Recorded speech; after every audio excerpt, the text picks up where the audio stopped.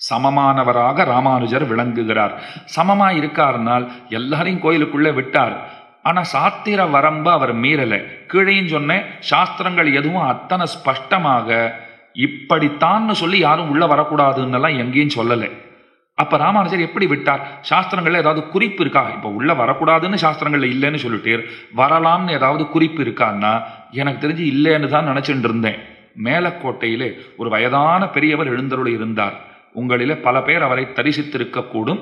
அந்த எம்பெருமானுக்கு அனவரதமும் அத்தாணி சேவகம் செய்தவர், அர்ச்சக கைங்கரியம் செய்தவர். ஸ்ரீமான் ஸ்ரீ ஊவே சம்பத்குமார பட்டர் சுவாமின்னு ஒரு பெரியவர் இருந்தார். சுமார் 100 ஆண்டுகள் வாழ்ந்தார் இந்த சுவாமி. இப்பதான் ஒரு 2 வருஷங்களுக்கு முன்பு பரம வச்சார். 2-3 வருஷங்கள் ஆகி இருந்திருக்கலாம். ரொம்ப வயதானவர், பழக்க வழக்கங்கள்லாம் நன்னா தெரிஞ்சவர். பாஞ்சராத்திர ஆகமத்துல யாருக்கு எங்க என்ன சந்தேகம் ஏற்பட்டாலும் அவரை தான் கேட்டு இருந்தா. நீ சொல்லு சுவாமி, இது சரியா தப்பா, ஆகம விதி என்ன சொல்றதுன்னு அவர்கிட்ட அவர் எழுதி கையெழுத்து போட்டு கொடுத்தாத்தான் பெரியவர்களும் ஒப்புக்கொள்வார்கள், அரசாங்கமும் ஒப்புக்கொள்ளும். அத்தனை செல்வாக்கோட இருந்தார். அவர் ரொம்ப அழகா பேசுவார். சந்நிதிக்கு போனா பல விஷயங்களை அவர் எடுத்து சொல்லுவார். உங்களுக்கு நான் ஒரு விஷயம் சொல்றேன். இப்போ காஞ்சிபுரத்திலும் திருநாராயணபுரத்திலும் நீங்கள் பார்த்தீர்களானால் பெருமாளுக்கு பக்கத்துல இருக்கிற அந்த உபயநாச்சிமார்கள் இருக்காள் இல்லையோ, இந்த பக்கம் ஸ்ரீதேவி, அந்த பக்கம் பூமி பிராட்டியார், 2 பேருமே வலது திருக்கரத்துல தான் அந்த பூவை பிடிச்சுட்டு இருப்பா. நீங்க உபயநாச்சிமார்களை பக்கத்துல ஸ்ரீதேவி பூதேவிகளை பார்த்தீர்களானால் பொதுவா எல்லா திருத்தலங்கள்லையும் எப்படி தெரியுமா இருக்கும்? ஸ்ரீதேவி இடது திருக்கரத்துல பூவை பிடிச்சுட்டு பகவானுக்கு பக்கத்துல நிப்பா. பூமி தேவி வலது திருக்கரத்துல பூவை பிடிச்சுட்டு பகவானுக்கு பக்கத்துல நிப்பா. ஏன்னா 2 பேரும் அவனுக்கு சமர்ப்பிக்கிறதுக்கு அப்பதானே சரியா இருக்கும். இங்கேருந்து கொண்டு வந்து இப்படி சமர்ப்பிக்கிறத விட இப்படி பிடிச்சுட்டு இருந்தேன்னா நேரம் அவர் திருவடிகளை சமர்ப்பிக்கிறதுக்கு சரியா இருக்கும் இல்லையோ. அதனால இடது கரம். அந்த பக்கம் இருக்கிற தாயார் வலது கரத்துல பிடிச்சுட்டு இருப்பா. ஆனா காஞ்சிபுரத்திலும் திருநாராயணபுரத்திலும் மட்டும் 2 பேருமே வலது திருக்கரத்துல தான் பிடிச்சுட்டு இருப்பா. அப்ப பெருமாளுக்கு பக்கத்துல இருக்கிற தாயார் அந்த பக்கம் பூவை பிடிச்சுட்டு இருப்பா. அதுக்கு பல பேர் என்ன தெரியுமா நினைச்சுட்டு இருக்கா? இப்பவும் ஏதோ ஒரு காலகட்டத்திலே யாரோ சில பேர்களுடைய முகம்மதியர்களுடைய இன்வேஷன் எல்லாம் ரொம்ப பெருசா நடந்ததோ இல்லையோ, அவர்கள் ஆக்கிரமித்தார்கள், சூறையாடினார்கள், சந்நிதியெல்லாம் அழிச்சா, பல விக்கிரகங்களை களவாடினார்கள். அந்த சந்தர்ப்பத்தில் இந்த திருமேனி எல்லாம் மாறி மாறி எங்கெங்கயோ போயிடுத்து போல் இருக்கு. மாறி போயிட்டதுனால அந்த திருமேனிகள் தொலைந்து போனதுனால பிற்பாடு புதுசா பிரதிஷ்டை பண்ணியிருப்பா. அப்படி பிரதிஷ்டை பண்ணும்போது கவனிக்காத இப்படி பண்ணிட்டா போல் இருக்கு. இடது திருக்கரத்துல மலரை கொய்து பிடித்து கொண்டிருக்க வேண்டிய ஸ்ரீதேவி நாச்சியாரை வலது திருக்கரத்துல பூ பிடிச்சுட்டு இருக்கா போல பண்ணிட்டா போல் இருக்கு. அப்படித்தான் நாங்கள்லாம் நம்பிட்டு இருந்தோம். ஆனா அவர் அழகா என்கிட்ட ஒரு கேள்வி கேட்டார். சம்பத்குமார பட்டர் சுவாமி ஒரு கேள்வி கேட்டார். சரி, அப்படியே பண்ணினானே இருக்கட்டும், பண்றவன் இதை கூடவா கவனத்திலே கொள்ள மாட்டான்?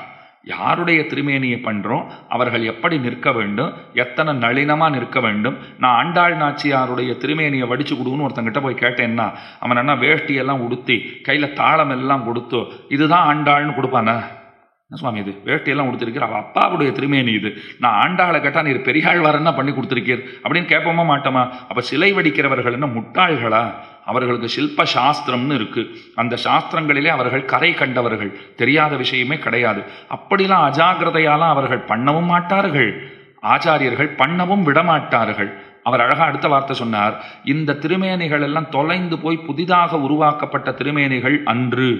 இதுதான் பிராச்சீனமான திருமேனி. அதுக்கு 2 காரணம் அவர் சொன்னார். ஒன்று, ஒத்துமை பாருங்க, முக ஒற்றுமை அப்படியே இருக்கு. 2 தாயா இருக்கும், ஒருத்தி தொலைஞ்சு போயிட்டா அதனால திரும்பி புதுசா பண்ணா அதுல இந்த கையில கொடுக்க வேண்டிய பூவை இந்த கையில கொடுத்துட்டான்னு நான் வாதத்துக்காக சொன்னேன்னா முக ஒற்றுமை 2 பேருக்கும் ஒரே மாதிரி எப்படி வரும்? அந்த பூமி தேவியும் ஸ்ரீதேவியும் காஞ்சிபுரத்துல வாங்க ஒரே மாதிரி தான் இருப்பா, திருநாராயணபுரத்துக்கு போங்க ஒரே மாதிரி தான் இருப்பா, 2 பேரும் பார்க்கறதுக்கு. அப்ப புதிதாக வடித்ததுனாலே பார்க்கறச்சேவே சாயல் பார்த்தாலே தெரியுது அந்த அம்மா மாதிரி இந்த அம்மா இல்லைன்னு தானே சொல்லும்படியா இருக்கணும். அப்படி இல்லை. இது முதற் காரணம். 2வது அழகா சொன்னார், எனக்கு அந்த பிரமாணம் சம்ஸ்கிருத பிரமாணம் நினைவில் இல்லை, ஆனா சம்ஹிதையிலிருந்து பாஞ்சராத்திர ஆகமத்தைச் சேர்ந்த சம்ஹிதையிலிருந்து ஒரு பிரமாணத்தை எடுத்து அவர் சொன்னார். இந்த பிரமாணம் என்ன சொல்றது தெரியுமா? திவ்ய தேசங்களிலே ஒரே அமைப்போடே, அதாவது ஒரே கரத்திலே பூக்களை பிடித்து கொண்டும் கூட உபயநாச்சிமார்களுடைய சிலைகளை வடித்து பிரதிஷ்டை செய்யலாம் என்று சம்ஹிதையிலே இருக்கிறது. இதோ வச்சனம் இருக்கு பாருன்னு அந்த வச்சனத்தை கடகடன்னு சொல்ல ஆரம்பிச்சார். எனக்கு ஆச்சரியமா போச்சு. இத்தனை நாளா நாங்க என்னமோ அதோ திருடு போயிடுத்து விக்கிரகம், புதுசா விக்கிரகம் பண்றவா தப்பா பண்ணிட்டான்னு நினைச்சுட்டு இருக்கோம். அந்த மாதிரிலாம் கிடையாதுன்னு பிரமாணத்தோட பேசினார். என்னைக்குமே சிறந்த ஆச்சாரியர்களுக்கு எது அவர்களுக்கு இருக்கிற பெரிய பெருமையினால் சான்றுகள் இல்லாமல் எதுவும் பேசவே மாட்டார்கள். பிரமாணம் இருந்தால்தான் பேசுவார்கள். நினைவுக்கு வரச்சே ஒரு விஷயம் சொல்றேன். அகோபில மட்டத்திலே 42வது பட்டம் இஞ்சிமேட்டு அழகிய சிங்கர் சுவாமின்னு எழுந்தருளி இருந்தாராம். எங்களுக்கெல்லாம் தெரியாது. எங்களுக்கெல்லாம் பெரிய கொடை எதுன்னா, அடியோங்களுடைய கொள்ளு தாத்தா கீர்த்திமூர்த்தி மகாவித்வான் காஞ்சி பிரதிவாதி பயங்கரம் சுவாமி. அவரை போல வரலாற்றை ஆவணப்படுத்தியவர் இன்னொருத்தர் இல்லைன்னு உறுதிப்பட சொல்லலாம். அவர் ஒரு ஆட்டோபயோகிராஃபி எழுதியிருக்கார். தானே எழுதிய தன் சரிதைன்னு எழுதியிருக்கார். பொதுவாக காஞ்சிபுரத்தில் இருக்கிறவாளை பற்றிலாம் வெளியில எல்லாம் என்ன நினைச்சுட்டு இருப்பா அப்படின்னா, ஐயோ அது தென்கல வடகல பூமி, எப்போ பார்த்தாலும் சண்டை நடந்துட்டே இருக்கும், இவருக்கு அவர் ஆகாது அவருக்கு இவர் ஆகாது, அதெல்லாம் நிறைய உண்டு, நான் இல்லைன்னே சொல்லலை. ஆனால் அதெல்லாம் தாண்டிய ஒரு பரிவு ஆச்சாரியர்களுக்கு இடையில இருந்தது, ஒரு ஒற்றுமைங்கிறது இருந்தது. அந்த இஞ்சிமேடு சுவாமி எழுந்தருளி இருந்தாரே, அவர் பூர்வாசிரமத்தில் காலக்ஷேபம் பண்ணினதெல்லாம் யார் இடத்துல தெரியுமா? திருப்பதியிலே அடியவங்களுடைய குலத்தையே சேர்ந்தவரான திருமலை அனந்தான் பிள்ளை புரிசை ஸ்ரீரங்காச்சாரிய சுவாமின்னு மகாவித்வான் இருந்தார். அந்த மாதிரிலாம் வித்வான்கள்லாம் இன்னைக்கு யாருமே இல்லைன்னு சொல்லுகிற அளவுக்கு பெரிய வித்வானாக இருந்தார். அவரிடத்துல தான் கபிஸ்தலம் தேசிகாச்சாரிய சுவாமிங்கிற பெரியவரும் வாசித்தார். இந்த இஞ்சிமேட் அழகிய சிங்கர் சுவாமி அவரிடத்துல தான் காலக்ஷேபம் பண்ணினார். மிகச்சிறந்த பண்டிதர் இஞ்சிமேட் அழகிய சிங்கர் சுவாமி. அவர் முதல்ல கொஞ்ச காலத்திற்கு இளவலா இருந்தார். இளவலா இருக்காருன்னா என்ன அர்த்தம்னா, 41ஆம் பட்டம் சுவாமி இன்னும் இருக்காருன்னு அர்த்தம். இதெல்லாம் நீங்கள் தெரிஞ்சுக்க வேண்டியது தான். திருப்பாவை 6வது தடவை சொல்கிறேன். நீங்கள் சுமாராக பாதி யார் வந்து பேசினாலும் நிறைய கேட்டிருக்கீங்கோ. இந்த தகவல்லாம் உங்களுக்கு ரொம்ப புதுசாக இருக்கும். தெரிஞ்சுக்க வேண்டிய தகவல்கள் நம்ம நிச்சயம் தெரிஞ்சுக்கணும். 41ஆம் பட்டம் சுவாமி இருக்காரே, அவர் இருக்கும்போதே அடுத்த பட்டத்துக்கு ஒருத்தரை நியமிச்சுட்டார். ஏன்னா அவருக்கு வயசாயிடுத்து, நமக்கு என்ன ஆகுமோன்னு தெரியாது. அதனால் நாம் இருக்கும்போதே அடுத்தவர் ஒருத்தரை நியமித்து விடலாம். இப்போ இருக்கிற 46ஆம் பட்டம் சுவாமி அப்படி தான் வந்தார். 45ஆம் பட்டம் சுவாமி இருக்கும்போதே 46ஆம் பட்டம் சுவாமி வந்தாச்சு. நாங்களெல்லாம் அப்போது நம்ம தெற்கு மாட வீதியில் இருக்குது காஞ்சிபுரத்தில் வீடு கட்டின்னு இருக்கோன்னுட்டு சன்னதி தெருவில் ஒரு வருஷத்துக்கு குடியிருந்தோம். அப்படி இருக்கும்போது சன்னதி தெரு எப்பவுமே பிரம்மோற்சவம்னா ரொம்ப கோலாகலமாக இருக்கும். அப்புறம் சன்னத்திரை விட்டு போகவே உங்களுக்கு மனசு வராது, அந்த மாதிரி ஒரு தெருவுது. அந்த தெருவில் இருந்தோமா, 2 ஜீய சுவாமிகள் அகோபில சுவாமிகள் 2 பேரும் எழுந்தருளி இருந்தார்கள். நம்ம ஆட்டில் இருக்கிற உற்சவத்துக்குன்னு வந்திருக்கிற உறவினர்கள் குழந்தைகள்லாம் கூட அத்தனை குதூகலத்தோட ஒரு ஜீயர் வந்துட்டார், 2ஆம் ஜீயரும் வந்துட்டார், அத்தனை சந்தோஷமா அந்த ஜீயர்களை எல்லாம் சேவிக்கும். அந்த குழந்தைகளுக்கு கூட அத்தனை குதூகலம். 2 ஜீயர்களை பார்த்துட்டோம். ஆனால் 2 ஜீயர்கள் இருந்தாலும் எந்த மட்டமாக இருந்தாலும், வானமாமன் மடத்தில் கூட 28ஆம் பட்டம் சுவாமி அவர் 10 வருஷம் 12 வருஷம் இளவரசாவே இருந்தார். அப்படின்னா என்ன அர்த்தம்? பெரியவர் இவரை நியமிச்சுட்டார், ஆனால் பெரியவர் நெடுங்காலம் வாழ்ந்தார், இளவரசா இருக்கணும். இப்போ நான் ஒரு உண்மையை உறக்கவே சொல்றேன் பாருங்கோ, இளவரசாக இருப்பதுங்கிறது அத்தனை சாதாரணமான விஷயம் கிடையாது. அதுல இருக்கிற சிரமம் எதுலேயுமே கிடையாது. பெரியவர் ஒருத்தர் இருக்கார், இளவலா ஒருத்தர் இருக்காருன்னு சொன்னால் அவர் எப்படி இருக்கணும் தெரியுமா? தன்னை பெருசா அவர் வெளிப்படுத்தி கொள்ளவே கூடாது. அவரை சேவிக்கிறதுக்கு ஒருத்தர் வந்துட்டு, இவர் இப்போ ஒருத்தர் வரார், 2 சன்னியாசியை பார்க்குறார், அவருக்கு யார் பெரியவர் யார் சிறியவர்ன்றதெல்லாம் தெரியலன்னு வச்சுக்கோங்க. நேரம் முதல்ல சிறியவர் காலில் விழுந்துட்டார், சிறியவர் வாய திறக்காத இருந்துட்டார்னால் பெரியவர் அதை பார்த்துண்டார்னு வச்சுக்கோங்க. அவர் கேட்பார், அவன் வந்தான் கையில் வெத்தலை பாக்கு பழம்லாம் எடுத்துட்டு வந்தான், நேரம் உன் காலில் விழுந்தான்னா நீ என்ன சொல்லியிருக்கணும்? ஆச்சாரியர் அவர் இருக்கார், அவர் திருவடிகளில் தான் நீங்கள் முதல்ல விழணும்னு சொல்லணுமா வேண்டாமா? இது நியாயமான சிக்ஷை. அவர் சொன்னது ஒன்றும் தப்பு கிடையாது. ஆனால் இவருக்கு சொல்லக்கூடாதுன்ற அபிப்பிராயம் எல்லாம் இல்லை. இதெல்லாம் நிறைய மட்டங்களில் நடந்திருக்கு. நான் இந்த மட்டம் அந்த மட்டம்லாம் சொல்லலை, இதெல்லாம் நடந்திருக்கு. அப்போ இவா ஜாகிரதையாக இருக்கணும். வரச்சேவே ஏன்பா அவர் இருக்கார் பெரியவர், அவரை தான் முதல்ல தண்டனை சமர்ப்பிக்கணும். எனக்கே ஆச்சாரியன் அவர் தான். அப்படின்னா இளவரசா இருக்கிறதுங்கிறது அது முள்ளு மேலே படுத்துக்கிறா போலே, அதுதான் நிஜம். அதை ஒப்புக்கொண்டு தான் ஆக வேண்டியது. அடியன்னு சொல்லலை, இஞ்சிமேட் அழகிய சிங்கரே காஞ்சி பிரதிவாத பயங்கர சுவாமியின் இடத்துல சொல்லியிருக்கார். அதையும் முதல்ல சொல்றேன். காஞ்சி சுவாமி ஏதோ ஒரு புஸ்தகம் பதிப்பிக்கணும், அதற்கு நிதி உதவி தேவைப்பட்டது. இஞ்சிமேட் அழகிய சிங்கர் சுவாமிக்கும் அவருக்கும் கொஞ்சம் முதல்லையே கொஞ்சம் பரிச்சயம் இருந்தது, பூர்வாசிரமத்திலேயே பரிச்சயம் இருந்தது. அதற்கு பிற்பாடு அவர் ஜியர் ஆயிட்டார். தெரிஞ்சவர் தானேன்னு இவர் கேட்க போனார். அவர் மெல்ல புன்னகைத்தாராம். நான் உனக்கு புரியுறா போல சிம்பிளாவே சொல்லிடுறேன்னு ஆரம்பிச்சாராம். என்னன்னா, நான் இங்கே இளவரசா இருக்கேன் அப்படின்னாராம். அவர் உடனே புரிஞ்சுன்னுட்டேன்னார். எனக்கு நல்லா புரிஞ்சு கொடுத்து அப்படின்னு விட்டார். என்ன அர்த்தம்? தன்னிச்சையாலாம் நான் எதுவும் முடிவே எடுக்க முடியாது. பெரியவர் இருக்கும்போது, தலை இருக்கும்போது வாழாடலாமான்னு அவர் கேட்டிருக்கார். அவர் தான் முடிவு எடுக்கணும். நானா எடுத்து இத்தனை ரொக்கம் உன் கையில் பிடிச்சிக்கோன்னுலாம் கொடுக்க முடியாது. அந்த சுவாமி பரமசாந்தர், ரங்கநாதாச்சாரிய சுவாமின்னு அவருக்கு பூர்வாசிரமத்தில் திருநாமம். இஞ்சிமேட் அழகிய சிங்கர்னு ரொம்ப பிரசித்தர். இன்னைக்கும் இந்த நிருசிம்ம பிரியான்னு பத்திரிகை வருது பாருங்க, தொடங்கி வச்சவரே அவர் தான். அவர் காலத்தில் தான் தொடங்கப்பட்டது. ரொம்ப சிறந்த பண்டிதர். அவரை பற்றி சொல்கிறேன் பாருங்க. காஞ்சிபுரத்திலே காதி சுவாமி திருமாளிகைன்னு இருக்குது. காஞ்சி பிரதிவாதி பயங்கரம் சுவாமிகள் அவர்களுடைய திருமாளிகை. திருமாளிகையில் காதி அனந்தாச்சாரிய சுவாமின்னு ஒரு பெரியவர் இருந்தார். இன்றைக்கு 150 ஆண்டுகளுக்கு முன்பு அவதரித்தவர். 63 ஆண்டுகள் தான் வாழ்ந்தார். ஆனா பாரத தேசம் நேபாள வரைக்கும் அவர் ஸ்ரீ வைஷ்ணவ சம்பிரதாயத்தை பிரச்சாரம் பண்ணினார் போலே இன்னொருத்தர் பண்ணலன்னு உறுதியாக சொல்லலாம். அத்தனை பெரிய பிரச்சாரத்தை அவர் செய்திருக்கிறார். அவருடைய சொந்த மாமா யார் தெரியுமா? இப்ப இஞ்சிமேட் அழகிய சிங்கருக்கு காலக்ஷேபம் சாதித்தார் புரிச ஸ்ரீரங்காச்சார் சுவாமின்னு சொன்னனே, அவர் தான் இந்த அனந்தாச்சாரிய சுவாமிக்கு சொந்த தாய்மாமன். இந்த அனந்தாச்சார சுவாமி அவர்கிட்ட தான் காலக்ஷேபம் எல்லாம் பண்ணினார். தாய்மாமாவின் இடத்துல தான் எல்லா கல்விகளையும் கற்றார். அந்த நாள்ல பெரிய பணக்கார சுவாமி ஒருத்தர் உண்டுனால் அது இந்த காதி சுவாமி தான், அனந்தாச்சாரிய சுவாமி தான். அத்தனை பெரிய பணக்காரர், நிறைய சிஷ்ய சம்பத்து பெற்றவர். அவர் திருமாளிகையில் சாஸ்திர விசாரம்லாம் நடந்துட்டே இருக்கும். வித்வான்கள் எல்லாம் கூப்பிட்டு சாஸ்திரங்களை நீங்கள்லாம் பேசுங்கோ. பேசினா என்னென்ன பேசினா சம்பாவனை எல்லாம் பண்ணுவா. அன்னைக்கு வேற என்ன வருமானத்துக்கு வழியே கிடையாது இல்லையோ. சோத்துக்கே திண்டாடின காலம். அந்த காலத்துல ஒரு அணா கொடுத்தான்னா கூட சந்தோஷமா விழுந்து சேவிச்சுன்னு வாங்கிட்டு போவா. இன்னைக்கு நீங்க 1 கோடி ரூபாய் கொடுங்கோ, ஆமா போனதுக்கு 1 கோடி ரூபாய் தான் கொடுத்தான், அவன் வச்சிருக்கிறதுக்கு எவ்வளோ கொடுக்கலான்னு சொல்லிட்டு வந்துடுவோம். அப்போ ஓரானா கொடுத்தா விழுந்து சேவிச்சு வாங்கிட்டு வருவா. அதை வச்சு 1 வாரம் நடத்திடுவா குடும்பத்தை. அப்ப சாஸ்திர விசாரம் பண்றதுக்கு இவாள்லாம் வந்திருக்கா. இஞ்சிமேடு ரங்கநாதாச்சாரிய சுவாமின்னு திருநாமம் படைத்தவரான பூர்வாசிரமம் ஜெயரார்த்துக்கு முன்னாடி இருக்கிற இஞ்சிமேட் அழகிய சிங்கர் சுவாமி, அவரும் அன்னைக்கு வந்திருக்கார். அவர் ஒரு கோட்டி இது அன்னங்கராச்சார சுவாமி எத்தனை அழகா எழுதியிருக்கார் தெரியுமா?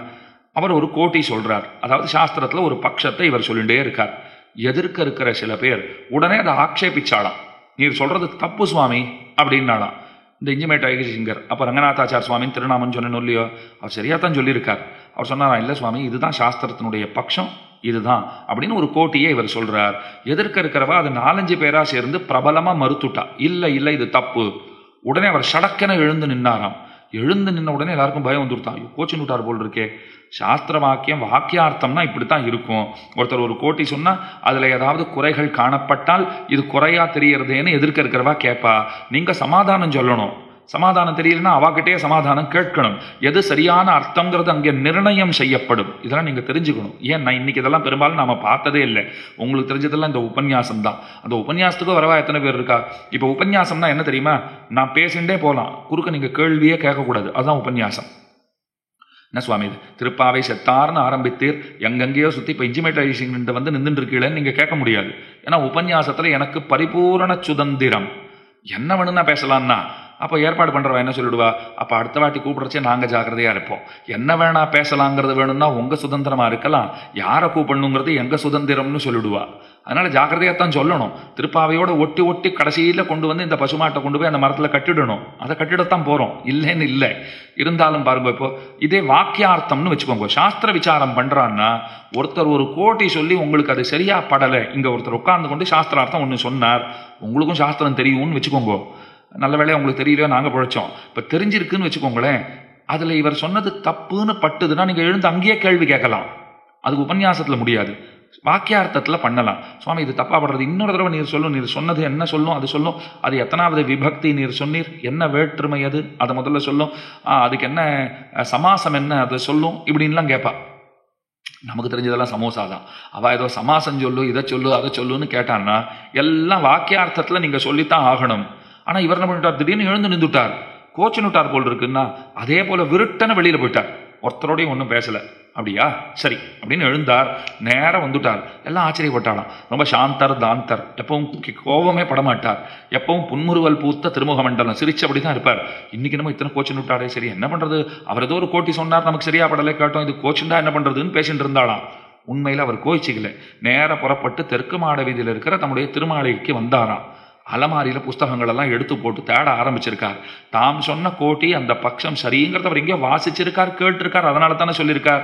அந்த புஸ்தகத்தை தேடி எடுத்தாராம், திரும்ப புஸ்தகத்தோட உள்ள வந்தாராம். அப்பதான் எல்லாருக்கும் புரிஞ்சுதான், ஓஹோ இவர் இதுக்குத்தான் போயிருக்காரு போல் இருக்கு, நாம ஏதோ கோபிச்சுண்டு போயிட்டாருன்னு நினைச்சுட்டு இருந்தோமே, இதுக்குத்தான் போயிருக்காரு போல் இருக்கு. இந்த புஸ்தகத்தோட வந்துட்டார். வந்து அத்தனை பேருக்கும் அதை எடுத்து சொல்லி, இதோ பாருங்கோ இதுதான் கோட்டி அப்படின்னு எடுத்து சொல்லி இருக்கிறாருங்கிறார். அவர் பல ஆண்டுகள் இளவலாகவே இருந்திருந்தார். இளவலாயிருக்கிறதுல இருக்கக்கூடிய சிரமங்களை கூட ரொம்ப அழகா புன்முறுவல் பூத்தபடி, அதை சிரமம்னு சொல்லாமல் அந்த கட்டுப்பாடுகள்லாம் இருக்குன்னு எடுத்து சொல்லியிருக்கார். அத்தனை அழகா அவர் பேசி இருக்கிறார். அத்தனை சாமர்த்தியங்கள் பெற்றவராக அவர் இருக்கிறார். பலரையும் அனுகிரகித்திருக்கிறார். இன்னொன்று அடியன் கேள்விப்பட்டதை சொல்றேன். 43ஆம் பட்டம் சுவாமி அகோபில மட்டத்தில் எழுந்தருளி இருந்த வரையிலும் யாரனா சமாசிரயணம் பண்ணிக்கணும்னு வந்தா கூட சிகை இல்லைன்னா பக்கத்துல சேர்க்கவே மாட்டாருங்கிறார். சிகை இல்லையா நீங்கள் போகலாம்னு விடுவா. காஞ்சி பிரதிவாதி பயங்கரம் சுவாமி ஓரொருத்தரை பற்றியும் தகவல்களை சேகரித்து ஓரொருத்தரிடத்துலையும் பிக்ஷை எடுக்காத குறையா இந்த பெரியவர் படம் உங்ககிட்ட இருந்தா கொடுங்கோ. இன்னைக்கு செல்ஃபி யுகம், எல்லாருடைய போட்டோவும் ஒரு கணத்துல உங்களுக்கு கிடைச்சுடுறது. கூகுளில் சர்ச் பண்ணா யாருடைய படமும் அதில் அப்லோட் பண்ணி வச்சிருக்கான். ஆனால் சுமார் நான் சொல்றது ஒரு 70 ஆண்டுகளுக்கு முன்பு 80 ஆண்டுகளுக்கு முன்புன்னா யாருடைய படமும் அத்தனை சுலபமாக கிடைக்காது. எத்தனை பெரியவர்களுடைய உபய கலையார்கள் மட்டுமே அன்று ஸ்மார்த்த பெரியவர்கள், அத்வைத்த பெரியவர்கள், எத்தனை பேருடைய படங்கள் எல்லாம் சேகரித்து அவர் போட்டிருக்கார் தெரியுமா? ஓரொருத்தருடைய படத்திற்கு கீழேயும் அவர்களுக்கு உண்டான மரியாதைகளுக்கு எந்த குறைவும் இன்றி ஒருத்தர் ஸ்மார்த்தரா இருக்காருன்னா பிரம்மஸ்ரீ அப்படின்னு போட்டு அவர் பெயரை எழுதுகிறார். ஸ்ரீ வைஷ்ணவர்கள் அது தென்கலையோ வடகலையோ பெரிய வித்வான்களாக இருந்தால் மகா வித்வான்கள்னு சொல்லி போடுறார். இவருக்கும் அவர்களுக்கும் கொஞ்சம் இடையில வாத பிரதிவாதங்கள் கூட நடந்திருக்கும். அந்த சண்டை தனி. அதுக்காக ஒருத்தருடைய அன்பையோ ஒருத்தருடைய பெருமைகளையோ நாம இல்லைன்னு சொல்ல முடியுமா? மதுராந்தகன் சுவாமிக்கும் காஞ்சி சுவாமிக்கும் நிறைய சண்டைகள் நடந்திருக்கு. அதே போல உத்தமூர் சுவாமிக்கும் காஞ்சி சுவாமிக்கும் நிறைய வாத பிரதிவாதங்கள் நடந்திருக்கு. இதெல்லாம் சம்பிரதாய ரீதியான சண்டை, சாஸ்திர ரீதியான சண்டை. அது போட்டா தான் சாஸ்திரம் வளரும், சம்பிரதாயம் வளரும். ஏன்னா இது ஒரு அறிவு தேடல்னு ஒன்று இருக்கும் இல்லையோ. இன்னொன்னு நான் உங்களுக்கு சொல்றேன். ஆண்டவன் சுவாமின்னு எழுந்தருளி இருந்தார்கள். இப்பயும் எழுந்தருளிக்க ஒரு வர்த்தமான ஆண்டவன் சுவாமி எழுந்தருளி இருக்கார். அந்த பரம்பரையில முன்ன இருந்தவா தென்பெற ஆண்டவன் எல்லாம் பெரியவர்கள்லாம் எழுந்தருளி இருந்தார்கள். ஆக்கூர் ஆண்டவன் இருந்தார். அநேகமா அடி எனக்கு தெரிஞ்சு தென்பெற ஆண்டவனுக்கு அப்புறம் ஆக்கூர் ஆண்டவன் நினைக்கிறேன். சரியா? முதல்ல தென்பெற ஆண்டவன், அப்புறம் ஆக்கூர் ஆண்டவன் ஒரு நினைவு. அதுல இந்த ஆக்கூர் ஆண்டவன்கிறவர் பூர்வாசிரமத்தில் தென்பெற ஆண்டவன் சுவாமிகிட்ட கைங்கரியம் பண்ணிட்டு இருக்கார். இன்னும் சந்நியாசம் வாங்கிக்கல. தென்பெற ஆண்டவன் காஞ்சிபுரத்துக்கு வந்திருக்கார். காஞ்சி பிரதிவாதி பயங்கரம் சுவாமி அவரை சேவிக்கிறதுக்குன்னு போயிருக்கார். அவரை சேவிக்கிறதுக்குன்னு போனார் பாருங்க. சேவிக்கிறதுன்னு போனால் விழுந்து சேவிச்சார். வடகலையாறுகளில் சன்னியாசிகள் எத்தனை பெரியவா வந்தாலும் சன்னியாசிகள் சேவிக்க மாட்டா. இதெல்லாம் நிறைய தெரிஞ்சுக்க வேண்டிய விஷயம் எவ்வளோ இருக்கு பாருங்க. சன்னியாசிகளாக இருந்தா நாம தான் சன்னியாசிகளை சேவிக்கணும். சன்னியாசிகள் நம்மளை வணங்குவது கூடாது, இது சாஸ்திரம் சொல்றது. ஆனா நீங்க சம்பிரதாய ரீதியா பார்த்தீர்களானால் வைஷ்ணவோ வைஷ்ணவம் திருஷ்டுவா தண்டவத்து பிரணமேத் புவின்னு சாஸ்திரம். ஒரு வைணவன் ஒரு வைணவனை, ஒரு பக்தன் ஒரு பக்தனை பார்த்தான் என்றால் தண்டம் கீழே விழறா போல விழுந்து வணங்கணும். தண்டம்னா எதற்கும் உபயோகப்படாதவன் அர்த்தம் இல்லை. தண்டம்னா ஒரு கோல், ஒரு கொம்பு ஒரு கொல்லியோ, அந்த கொம்பை விட்டுட்டா எப்படி கீழே விழுமோ அதை போல விழுந்து வணங்கணும். அப்ப தென்கல சம்பிரதாய ஆச்சாரியர்கள் என்ன சொன்னா, அவர் எத்தி சன்னியாசியா இருந்தாலும் அவரும் பக்தர் தான். எதிரில் ஒரு பக்தர் வந்துட்டா அந்த பக்தன் இந்த பக்தனை, இந்த பக்தன் அந்த பக்தனை 2 பேரும் வணங்குவதுதான் சரியானது அப்படின்னு ஒரு வழக்கத்தை வச்சுண்டா. நன்னா கேட்டுக்கோங்க, இது 2த்துக்குமே சாஸ்திரத்துல இடம் இருக்கு. சன்னியாசியை நாம தான் சேவிக்கணும், சன்னியாசி நம்மளை சேவிக்கணுங்கிற தேவையில்லை அப்படின்னு எது சொல்றது? சாஸ்திரம் தான் சொல்றது. பக்தர்களாக இருந்துட்டா பரஸ்பரம் பக்தர்கள் சேவிச்சுக்க வேண்டியதுதான் எது சொல்றது? சாஸ்திரம் தான் சொல்றது. யாருக்கு எது சரிப்படுறதோ அதை அவ பிடிச்சுட்டு இருக்கா, அவ்வளவுதான். அதனால தென்கல சம்பிரதாயத்துல சன்னியாசி ஒருத்தர் இருக்காருன்னா, ரொம்ப மெத்தப்படித்தவர் வயதானவர் 90 வயசு பெரியவர் எதிர்க்க வராருனால் அந்த சன்னியாசியும் விழுந்து வணங்குவார். அடியேன் ராமானுஜதாசன் அப்படின்னு சொல்லி அவரும் வணங்குவார். வடகல சம்பிரதாயத்துல சன்னியாசியா ஒருத்தர் இருக்கார், எதிர்க்க வந்தவருக்கு 100 வயசே ஆகி இருந்தாலும் ஆசிரம ரீதியா பார்த்தா அவருடைய ஆசிரமம் கார்ஹஸ்தியம், கிரகஸ்த ஆசிரமம். நம்முடையது சன்னியாச ஆசிரமம், துரிய ஆசிரமம்னு அந்த ஜீயர் என்ன பண்ணுவார்? அவர் வணங்க மாட்டார். கை கூப்பிட்டு நிற்கலாம், இல்லை கையை கூட கூப்பிடுங்கிற அவசியம் இல்லை. அவர் வணங்குதல்ங்கிறது கிடையாது. இப்போ காஞ்சி சுவாமி போனார், இவர் விழுந்து சேவிச்சுட்டார், அவர் ஒன்றும் பண்ணலை. ஏன்னா அவர் சன்னியாசி, அவருடைய தர்மம், அவர் ஒன்றும் பண்ணலை. அதுக்கு மேலே 2 பேரும் உட்காந்து சாஸ்திர விசாரம் பண்ணுவாளாம், சம்பிரதாய விசாரம் எல்லாம் பண்ணுவாளாம். எந்த சம்பிரதாயம் சரி, தென்கலையா வடகலையா பார்த்துடலாமா அப்படின்னு அவர் கேட்பாராம். 2 பேரும் விசேஷமா பேசுவாளாம். பேசுறச்சே ஒரு தடவை பிரதிவாதி பயங்கர சுவாமி சொன்னாராம், பேச்செல்லாம் பேசுறோம், தோத்தா யார் என்ன பண்ணணும்னு பேச வேண்டாமா? நான் தோத்தா நான் என்ன பண்ணுவேன்? தேவரீர் தோத்தா தேவரீர் என்ன பண்ணும்னா அவர் வேடிக்கையா சொன்னாராம், நான் தோத்துட்டேன்னா அண்ணா உம்ம சம்பிரதாயத்துக்கு நான் வந்துடுறேன் என்னாராம். அப்ப ஆக்கூர் ஆண்டவன் சுவாமி அவர் கைங்கரியம் பண்ணிட்டு இருக்காரு பாருங்க, அந்த சுவாமி பக்கத்துல வந்தாராம். இதெல்லாம் என்ன விபரீதமான பேச்சு, நீங்க 2 பேருமே தோக்க போறது கிடையாது. அவர் சொல்லியிருக்காரு பாருங்க, நீங்க 2 பேருமே தோக்க போறது கிடையாது, யாரும் யாருடைய கொள்கையையும் விட்டு கொடுக்க போறதும் கிடையாது. என்னதான் கடைசியில நாம என்ன சொல்லிடுவோம், எங்க ஆச்சாரியர்கள் சொன்னா சரியா இருக்கும் சுவாமின்னு சொல்லிட்டு எழுந்து போட போறா 2 பேரும். இந்த மாதிரி விபரீதமாலாம் நீங்கள் எந்த விதமான ஒரு ஷரத்தும் வச்சுக்காதீங்க. வடமொழியில சொல்லுவா, என்ன ஷரத் அப்படின்வா.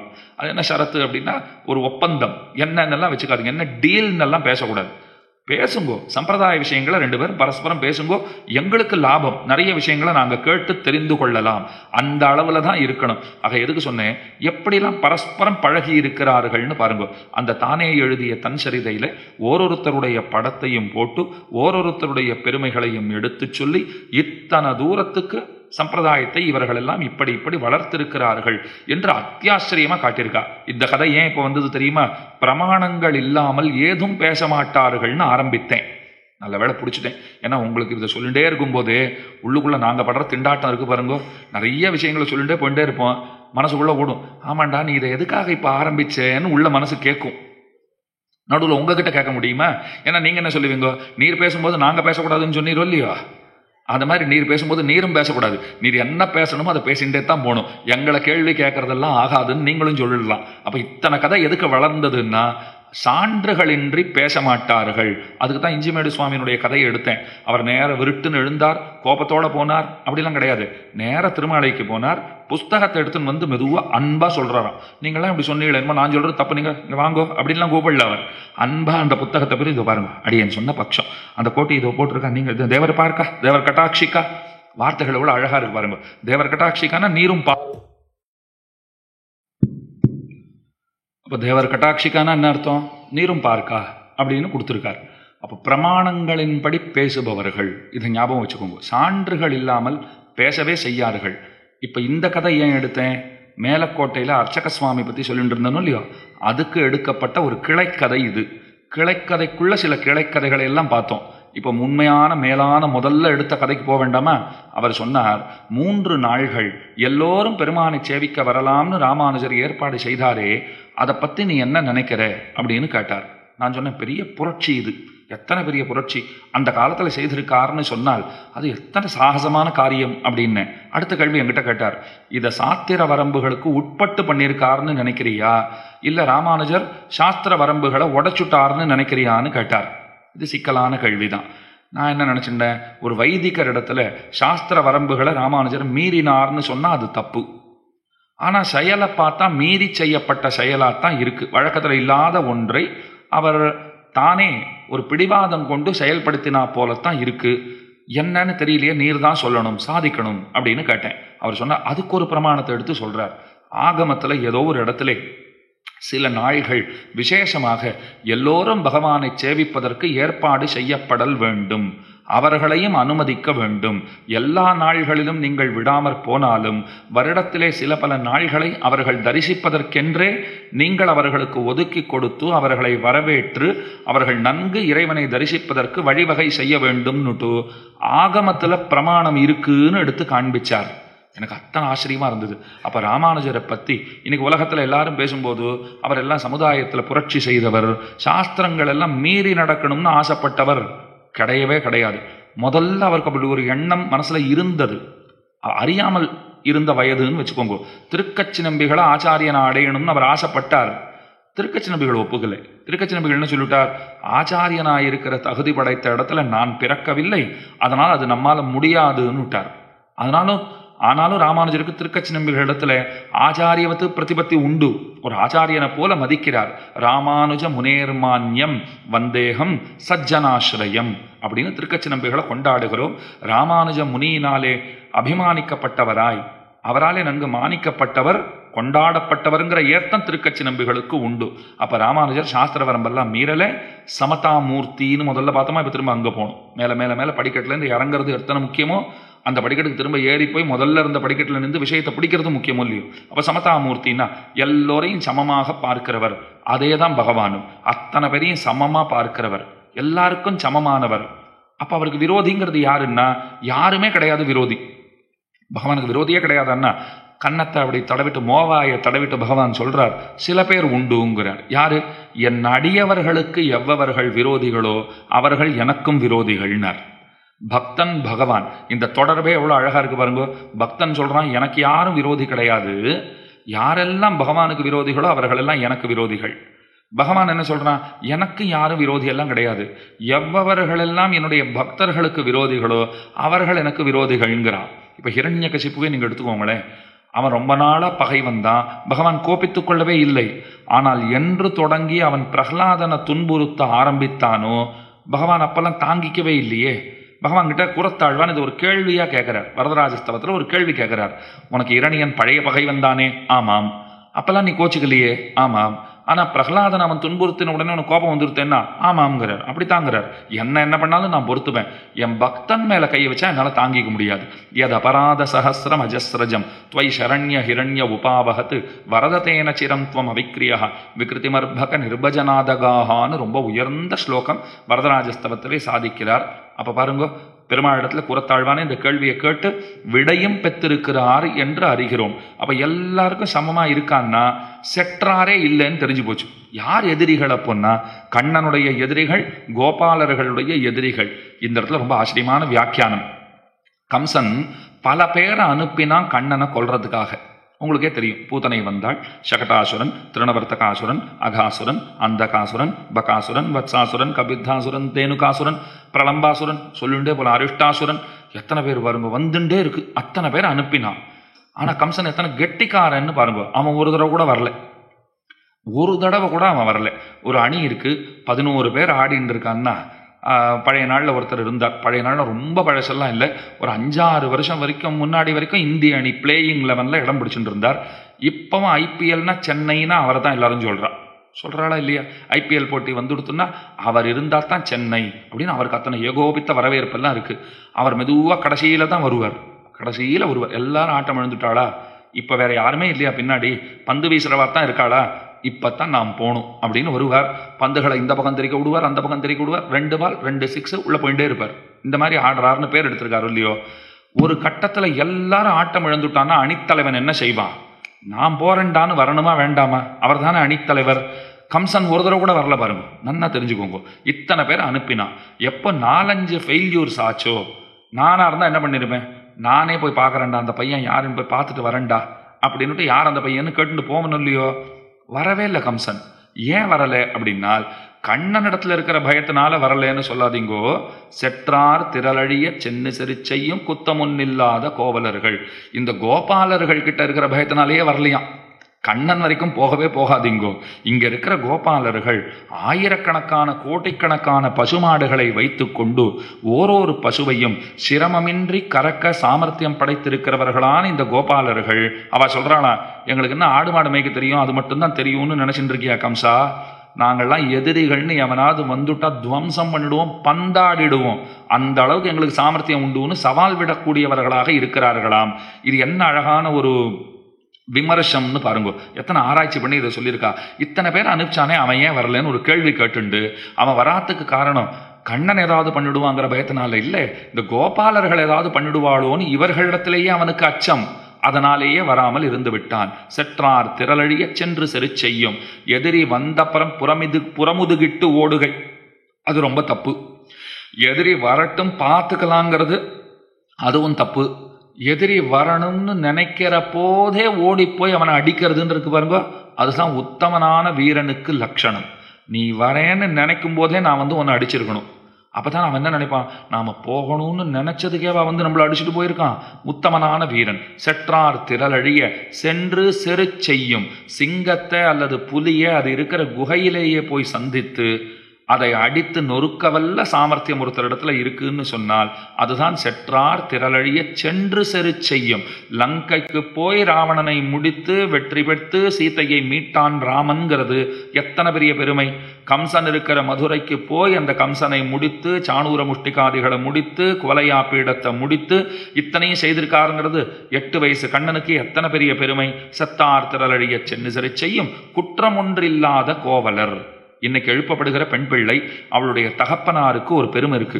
என்ன பெருமை இருக்கு அப்படின்னா, அவர்கிட்ட ஒரு குற்றமும் இல்லை. குற்றம் இல்லை, குற்றம் ஒன்றில்லை, குற்றம் ஒன்றில்லை அப்படின்னா, அதாவது எதிரி வந்தப்புறம் புறமுதுகிட்டு ஓடுகிற அந்த குற்றம் இல்லை, எதிரி வரட்டும் பார்த்துக்கலாம்ங்கிற அந்த குற்றம் ஒன்றில்லை, எதிரி வந்தப்ப அவனை தேடி போய் சென்று தோற்றோங்கிற குற்றம் ஒன்றில்லை. தேடி போனாலும் ஜெயிக்கணும் இல்லையப்போ, தேடி போய் தோத்தா என்ன சொல்லுவீங்க நீங்க? அவனா வந்தப்பவே பார்த்துட்டு இருக்கலாம், என்னமோ சவடால விட்டுட்டு ஓடி போய் அவன் கூட சண்டை போடுறேன்னு போயிட்டு கடைசியில் இந்த அடி வாங்கிட்டு வந்திருக்காருன்னு இருக்கக்கூடாது. அதுவும் குற்றம். ஜெயிச்சுண்டு வரணும் இல்லையோ? அப்போ குத்தம் ஒன்றில்லாத கோவலர். இவர்களுக்கு என்ன பெருமைனால், இன்றைக்கு எழுப்பப்படுகிற பெண்மணியினுடைய தந்தை நன்னா அவருடைய வேலையை கர்மானுஷ்டானத்தை அவர் சரியா பண்ணிடுவார். சந்தியாவந்தனாதிகளை சரியா பண்றா போல தன் வேலைகளை சரியா பண்ணிடுவார். சுவாமி கோயிலுக்கு போலையான்னா அவர் என்ன தெரியுமா சொல்லுவார்? செய்யும் தொழிலே தெய்வம், என் தொழிலை நான் தெய்வமாக மதிக்கிறேன், அங்கேயே என்னுடைய மேஜையில் பெருமான் படங்கள்லாம் வச்சுருக்கேன், அப்படியே கும்பிட்டு கொள்ளுவேன், வேலை தலைக்கு மேலே கிடக்கு, என்னுடைய கர்மங்களை நான் பார்க்கணுமே தவிர இதுக்கெல்லாம் எனக்கு அவகாசம் இல்லைன்னால் அன்னவர்களையும் பகவான் மதிக்கவே செய்கிறான். ஏன்னா அவன் கர்மத்தை அவன் சரியா பண்றானா, அவனுடைய அனுஷ்டானங்களை அவன் சரியா பண்றானா, அனுஷ்டானங்களை சரியாக செய்வதன் வாயிலாக என்னையே பூசித்தவனாக அவன் ஆகிறான். அவ்வளவுதான் விஷயம். அவன் வேலையை சரியா செஞ்சாலே அதுவும் ஒரு வகை வழிபாடுதான்ங்கிறார். கர்மயோகம் அதைத்தானே சொல்றது. கண்ணன் அதை ரொம்ப அழகா எடுத்து சொல்லியிருக்கார். அப்ப இன்னைக்கு எழுப்பப்படுகிற பெண்பணியினுடைய தந்தையார் தன் வேலையை சரியா செய்கிறவர். கண்ணன் கிட்டலாம் போயெல்லாம் நிற்கவே மாட்டார். அவருக்கு நேரம் இல்லை. குத்தமொன்னில்லாத கோவலர்த்தம் பொற்கொடியே, அந்த பொன்கொடி போல இருக்கிறவளாம், நுண்ணிய இடை படைத்தவள். இப்ப பொற்கொடியேன்னு சொன்னதுனால என்ன அர்த்தம் தேறுகிறதுனா, தலை முதல் பாதம் வரை அழகாக இருக்கிறவள். தலையிலிருந்து பாதம் வரைக்கும் அத்தனை அழகா இருக்கா. ஒரு கொடியை போல உடல் படைத்தவளாக இருக்கிறாள். இதைத்தான் சமுதாய சோபைன்னு சொல்லுவார்கள். லாவண்யம்னு கேள்விப்பட்டிருப்பீங்க. லாவண்யான்னு பேரே வச்சிருக்கலாம் நிறைய பேர். இப்ப லாவண்யம்னா என்னன்னா, இதைத்தான் சமுதாய சோபை, மேலேருந்து கீழே வரைக்கும் அழகாக இருத்தல் அப்படிங்கிறத லாவண்யம்னு சொல்லுவார்கள். அவயவ சோபைன்னு இன்னொன்று இருக்கு. அவ கையை பாரு, அவ கண்ணை பாரு, அவளுடைய பாதங்களை பாரு, விரல் நகங்களை பாரு, கண் அத்தனை அழகா இருக்கும் இப்படின்லாம் பேசுறாள் இல்லையோ? இப்போ ஒரு பெண்ணை பார்த்தா என்ன சொல்லுவா? கண்ணை பாரு அவளை.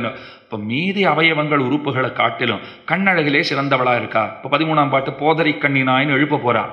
அந்த மாதிரி சொன்னா அதற்கு அவயவ சோபைன்னு பேரு, சௌந்தரியம்னுவா. இந்த லாவண்யத்துக்கும் சௌந்தரியத்துக்கும் இருக்கிற வேறுபாடு இதுதான். லாவண்யம்னா முழுக்க முழுக்க மொத்தமா சொல்ற போல எங்க பார்த்தாலும் அழகு, அதுதான் முழுக்க சொல்ற லாவண்யம். அவயவ சோபை ஒரு உறுப்பை பத்தி சொல்லு. கவிகள் பாடும்போது அப்படித்தானே சொல்லுவா. அவ காதை பார்த்தா மடல் மாதிரி அப்படி இருக்கு, கண்ணை பார்த்தா இப்படி இருக்கு, அந்த நாசி ஒரு கொடி போல இருக்கு, கோவை செவ்வாயா இருக்கு, கழுத்த சங்கு போல இருக்குலாம் வர்ணிச்சுட்டே வராள் இல்லையோ? அப்படி வர்ணிக்கிறா போலே அதைத்தான் சொல்றச்சு அவயவ சோபை அப்படிங்கிற. அதுக்கு சௌந்தரியம்னு பேரு. இப்போ முதல்ல கொடி போன்றவள்னு லாவண்யத்தை சொல்லிட்டாளா? என்ன சொன்னா? குத்தமொன்னில்லாத கோவலர்தம் பொற்கொடியே புத்தரவல்குல் புனமயிலே போதராய். புற்ற அரவல்குல் என்ன அழகா வர்ணிக்கிறா பாருங்க. ஒரு பாம்பு தன்னுடைய புத்துக்குள்ள போறதுன்னு வச்சுக்கோங்க, தன்னுடைய உடலை சிரித்து கொண்டு ரொம்ப லாகவமா உள்ளுக்குள்ள நுழையும். அத்தனை பெருசா இருக்கிற பாம்பு அது உள்ள நுழைச்சு அது ரொம்ப லூஸா உள்ள போய் விழறா போல விழும் பாருங்க. அதை போல தன்னுடைய உடம்பை அப்படி சுருக்கி கொண்டு அது தன்னை இன்னமும் மெலிதாக ஆக்கி கொண்டு உள்ள நுழையிறது இல்லையோ? புத்தரவல்குல் புன மயிலே, பார்க்கறதுக்கு மயில போலவும் இருக்கா. அந்த பாம்பு புற்றினுள்ளே நுழையும் போது தன்னை சிரித்து கொள்ளுமா போலே நுண்ணிய இடை படைத்தவளாக இருக்கிறாள். நுண்ணிடையாள் மின்னனைய நுண்ணிடையார் விரிகுழல் மேல் விரிந்த வண்டு பாசுரமே இருக்கு. அந்த மாதிரி இடை படைத்தவளாக இருக்கிறாள் அப்படின்னு சொல்றாள் இல்லையோ? நுண்ணிடைன்னா என்ன அர்த்தம்? நீங்க இப்படி பிடிச்சுடணும், அதான் நுண்ணிடை. கவிகளுக்கு அதை அத்தனை கொண்டாடிண்டே இருப்பா. அந்த மாதிரி நுண்ணிட படைத்தவள் யாராவது உண்டான்னா படைத்தவர் உண்டுன்னு. படைத்தவளை பத்தி தெரியல. காஞ்சி தேவபெருமாள் இருக்கார் பாருங்க, 2 கவச்சம் ஜாத்திண்டு இருக்கார் மேல.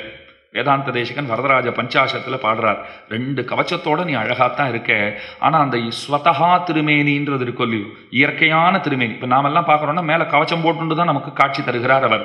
கவச்சம் இல்லாத நிலையிலே அவருடைய ஸ்வதஹா திருமேனி, இயற்கையான திருமேனி இருக்கே, அதை நானே சேவிச்சது இல்லைங்கிறார் தேசிகன். ஸ்பஷ்டமா அதை பதிவு செய்கிறார். இங்கதான் நீங்க மற்றவாளுக்கெல்லாம் சொல்லணும், இவா போய் தொட்டு விடலாம், அவா போய் தொட்டு விடலாம், நாம் போயிடலாம், நீ போயிடலாம், எல்லாரும் போயிடலாம்னு பேசிட்டு இருக்காளே. வேதாந்த தேசிகன் என்ன தெரியுமா சொல்றார்? அந்த திருமேனியை சேவிக்கிற பாக்கியம் எனக்கு இல்ல, அர்ச்சகர்களுக்கு தான் உண்டுங்கிறார். வரத தவ விலோகயந்தி தன்யாகா அப்படின்னு பாடுறார். உன்னுடைய அந்த ஸ்வதஹா திருமேனி, இயற்கையான திருமேனி, ஜேஷ்டாபிஷேகத்தை அன்னைக்குத்தான் அந்த 2 கவச்சங்களையும் களைவார்கள், யாரையும் உள்ள விட மாட்டா. தேவபெருமானுடைய திருமேனியே நன்னா பெருமானுடைய திருமேனிக்கு எங்கெங்க என்னென்ன மருந்துகளை எல்லாம் சாத்தணும், அந்த மருந்துகள் எல்லாம் திரும்பவும் பழைய மருந்தெல்லாம் எடுத்து போட்டுட்டு புதிய மருந்துகள், அந்த திருமேனியை காப்பாற்றணும் இல்லையோ, அந்த திருமேனியை காப்பாற்றுறதுக்காக புதிய மருந்துகள் இட்டு அதுக்கு மேல பெருமானுக்கு என்னென்ன உபச்சாரங்கள் செய்ய வேண்டுமோ அந்த உபச்சாரங்களை எல்லாம், உபச்சரிப்புகள் எல்லாம் முடிந்து திரும்ப மேல ஒரு கவச்சத்தை சாத்தி அதுக்கு மேல ஒரு கவச்சத்தை சாத்தி அப்படித்தான் நாம சேவிக்க முடியும்.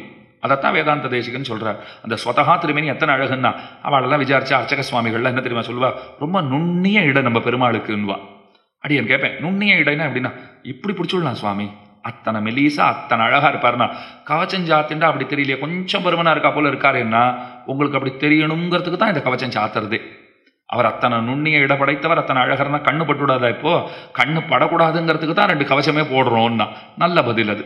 அப்ப அதை போல பகவான் அத்தனை அழகா இருக்காரோ இல்லையோ, அதை போல இடைப்படைத்தவளாக இவளும் இருக்கிறாள்.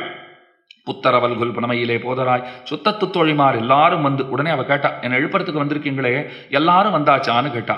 சுத்தத்து தோழிமார் எல்லாரும் வந்து நின் முற்றம் புகுந்து முகில்வண்ணன் பேர் பாட, உன்னுடைய முற்றத்திலே வீட்டு முற்றத்திலே நின்று கொண்டு முகில்வண்ணனுடைய மேகவண்ணனுடைய பெயர்களையெல்லாம் பாடிக்கொண்டிருக்கிறோமே, இதை நீ கேட்டு வைத்தும் சிற்றாதே பேசாதே செல்வ பெண்டாட்டி சில்லுதல் சிலம்புதல்னுவா. இப்போ நாம் எல்லாம் தூங்குறச்சே பாருங்க, இப்படி அப்படியும் திரும்பி படுத்துக்கிற வழக்கம் உங்களுக்கு உண்டான்னு நான் கேட்டா நீங்க என்ன சொல்லுவீங்க? ராத்திரி பூரா நாங்கள் பண்றதே இப்படி அப்படின்னு திரும்புறது தான், தூங்குறோமான்னு தான் தெரியலன்னு. இதை நானே சொல்லிடுவேன். நீங்க என்ன சொல்றது? வயசானவா, இன்னும் நம்மளை விட வயசானவா சொல்றது என்ன இருக்கு? நம்மளுக்கே இப்படி படுத்துக்கிறோம் அப்படி படுத்துக்கிறோம். அதுவும் நிஜமாக சொல்ற இந்த 1 மாசம் உபன்யாசங்கள்லாம் வந்துடுத்துன்னா கனவுல கூட எங்கேயோ பேசிட்டு இருக்கா போலவே கனவு வந்துட்டே இருக்கும். இது சரியா பேசிட்டு இருக்கோமா, இது யாரு? அப்ப திடீர்னு கனவுலேயே ஒரு ஞாபகம் வரும், யார் கேட்கறான்னு இதெல்லாம் நம்ம இப்போ சொல்லிட்டு இருக்கோம். இப்போ அது வெளியில உறக்க வளர்றது இல்லைன்னு நினைக்கிறேன். ஏன்னா யாரும் கம்ப்ளைண்ட் பண்ணல பக்கத்துல தூங்குறவாள்னா, அதனால உறக்க பேசலன்னு நினைக்கிறேன். ஆனா கனவுல கூட எங்கேயோ பேசிட்டு இருக்கா போல இதே ஓடிட்டு இருக்கும். சரி விடு, இது இன்னும் உபன்யாசம் பண்ணி தூங்குவோம், வேலை இப்ப தூங்குறது தான் அப்படின்னு எனக்கு நானே சொல்லிக்கிறது. திரும்ப இன்னொரு இடத்துல உபன்யாசம் பண்றா போல ஏதோ அந்த மாதிரி. இந்த 1 மாசம் அப்படி நல்ல வேலை 360 நாள் அந்த தொந்தரவெல்லாம் இருக்கிறது இல்லை. இந்த 1 மாசத்துக்கு நமக்கு நாமே ராத்திரி முழுக்க உபன்யாசம் நான் பண்ணிட்டு இருக்கேன் பாருங்க, நடந்துட்டு தான் இருக்கு. அப்ப இப்படி திரும்புறது அப்படி திரும்புறது வழக்கத்துல இருக்கான்னா அது ஒண்ணுதான் வழக்கத்துல இருக்குன்னு நம்ம சொல்லிடுவோம். ஆனா இந்த பெண் பிள்ளை பாருங்க, செல்வ பெண்டாட்டியா இருக்கிறதுனால, செல்வத்தின் மிகுதியினாலே இவாளுக்காக இப்படி திரும்பி அப்படி திரும்பி கூட இவாளுக்கு பண்ணி காட்ட மாட்டேங்கிறா. வாயை திறக்கிறது ரொம்ப தூரம். சிற்றாதே பேசாதே செல்வ பெண்டாட்டி அப்படின்னா என்ன அர்த்தம்?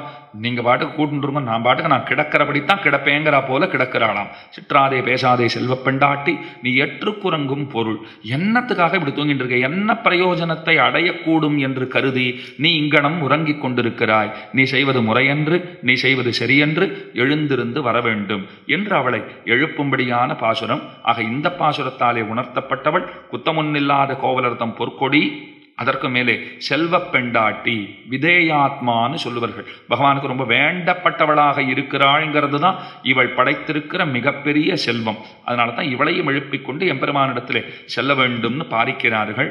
சுருக்கமா அவளுடைய பெருமைகளை இந்த பாசுரத்திலே நாம் கண்டாலும் சில பெரியவர்களுடைய அனுபவங்களை இன்றைய தினம் நாம் செய்ய நேர்ந்ததுங்கிறது நமக்கு பெரிய பாக்கியம். அந்த பெரியவர்களுடைய திருநாமங்களை உச்சரிப்பதும் அவர்களுடைய வைபவங்களை கேட்பதும் நம்முடைய ஆன்மீக வாழ்க்கைக்கு அது ரொம்ப பெரிய உறுதுணையாக நின்று நம்மை வழி நடத்துங்கிறது உறுதியாக சொல்லப்பட வேண்டிய விஷயம்.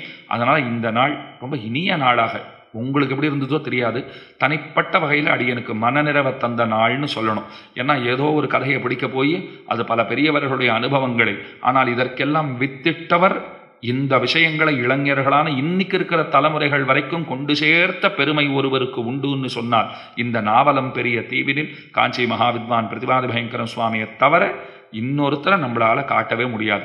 1207 புத்தகங்களை எழுதி பதிப்பித்திருக்கிறாருங்கிறது அவருடைய தனிப்பட்ட சாதனை. அவர் பரமபதித்தார்னு உடனே வானமாமல சுவாமி ஒரு பெரியவர் சொன்னாராம். அப்ப எழுந்தருள் இருந்த ஜீவ சுவாமின்னு நினைக்கிறேன். அவர் சொன்னாராம், பரமபதம் போறதை ரொம்ப சுலபமா ஆக்கிட்டார் அவர்னாராம். எப்படின்னா அவர் பதிப்பித்த புத்தகங்களை அடுக்கி வைத்தாலே பரமபதத்துக்கு போயிடலான்னாராம். அத்தனை புத்தகங்களை எழுதி வைணவ உலகிற்கு பேருபகாரம் செய்திருக்கிறார். அது ராமானுஜ கிரந்தமாலா, ராமானுஜருடைய கிரந்தங்கள் அனைத்தும் ஒரே பதிப்பு. ஸ்ரீமத் வேதாந்த தேசிக கிரந்தமாலா, தேசிகனுடைய கிரந்தங்கள் அனைத்தும். இன்னைக்கு பல பேர் பல புத்தகங்களை வெளியிடலாம். அந்த நாளிலே தம்முடைய மாப்பிள்ளையின் துணை கொண்டு அடியனுடைய பாட்டனார் பிதாமக சுவாமி நியாய வேதாந்த மகாவித்வான் கீர்த்திமூர்த்தி சம்பத்குமாராச்சாரிய சுவாமி மேலக்கோட்டை சுவாமி அவர் துணை கொண்டு வேதாந்த தேசிக கிரந்தமாலாங்கிறது எத்தனை சம்புட்டம் தெரியுமா, எத்தனை புஸ்தகங்கள் தெரியுமா, அது அத்தனையும் பதிப்பித்திருக்கிறார். உண்மையாக சொல்லுகிறேன், வேதாந்த தேசிகனுடைய கிரந்தங்கள் அனைத்தையும் வடமொழியிலே முன்னம் பதிப்பித்த ஒரு பெருந்தகை ஒருவர் உளரேல் அப்பெருமைக்கு உரியவர் கீர்த்திமூர்த்தி மகாவித்வான் அன்னங்கராச்சாரிய சுவாமி. அதுக்கு மேலே வரவர முனீந்திர கிரந்தமாலான்னு மணவாள மாமனுடைய கிரந்தங்கள் அனைத்தையும் பதிப்பித்தவர். எந்த ஆச்சாரியருடைய கிரந்தத்தையும் விட்டு கொடுத்தவர் அல்லர், பதிப்பிக்காமல் விட்டவர் அல்லர். பல கிரந்தங்களை பதிப்பித்து வைணவத்திற்கு மகோபகாரம் செய்திருக்கிறார். அதில் முத்தாய்ப்பான உபகாரம் எதுனால் இத்தனை பெரியவர்களை நம்மவர்களுக்கு அறிமுகப்படுத்தி இருக்கிறார். அவர் வாழ்ந்த காலத்திலே எவ்வவர்களை எல்லாம் அவர் சந்தித்தாரோ, உபய கலையாரிலும் ஊவே சாமிநாத ஐயர் போன்ற பெரியவர்கள் யார் யார், எத்தனை பேர் ஜட்ஜுகளாக இருந்தவா, எத்தனை பேர்கள் உண்டு. மிகச்சிறந்த பிரமுகர்களாக இருந்து வைதிகர்களாக இருந்தவா, பெரிய பெரிய பதவியில் இருப்பா. கூடவே வைதிக செல்வமும் பெத்தவாளா இருப்பா, வைதிக லௌகிகர்களா இருக்கிறவா இருப்பாள் இல்லையோ, அவர்களை பற்றியும் அப்படி பல பேரை பற்றி பலரும் அறிய வேண்டும். இதெல்லாம் எடுத்து சொல்றவா இல்லைங்கிற பாரிப்போடே எடுத்து சொன்ன பெருந்தகை. அவரையும் இன்றைய தினம் நிறைவாக நினைவு கூறும்படியான ஒரு பாக்கியத்தை நாம் பெத்தமையாலே இத்தனை பெரியவர்களை கேட்டு மகிழ்ந்த நாமே செல்வ பெண்டாட்டிகள் அப்படின்னு சொல்லிக்கொண்டு, நாமே அத்தகு பெருமை வாய்ந்தவர்கள் என்று சொல்லிக்கொண்டு இன்றைய தினத்தை நிறைவு செய்கிறேன். நாளைய தினம் நாளைய பாசுரத்தை அனுபவிக்க பிராப்தம். கீழிற்பாசுரங்களிலே விடுபட்ட அர்த்தங்களையும் ஒரு சேரச் சேர்த்து நாளைக்கு நாம் அனுபவிக்கலாம் என்று சொல்லி அனைவரையும் நாளைக்கும் வரவேற்று இன்றைய பாசுரத்தை அனைவரும் அனுசந்திக்க வேணுமாய் கேட்டுக்கொண்டு அமைகிறேன். அடியே கத்துக்கரவை கணங்கள் பலகரந்து செத்தாறு திரளடிய சென்னு சிறை செய்யும் குத்தமுன்னில்லாத கோவலர்தம் பொற்கொடியே புத்தரவல் குல்குணமையிலே போதராய் சுத்தத்து தோழிமார் எல்லாரும் வந்து நின் முத்தம் புகுந்து முகில்வண்ணன் பேர் பாட சித்தாதே பேசாதே செல்வப் பெண்டாட்டி நீ எத்து குரங்கும் பொருளேலோர் எம்பாவாய்.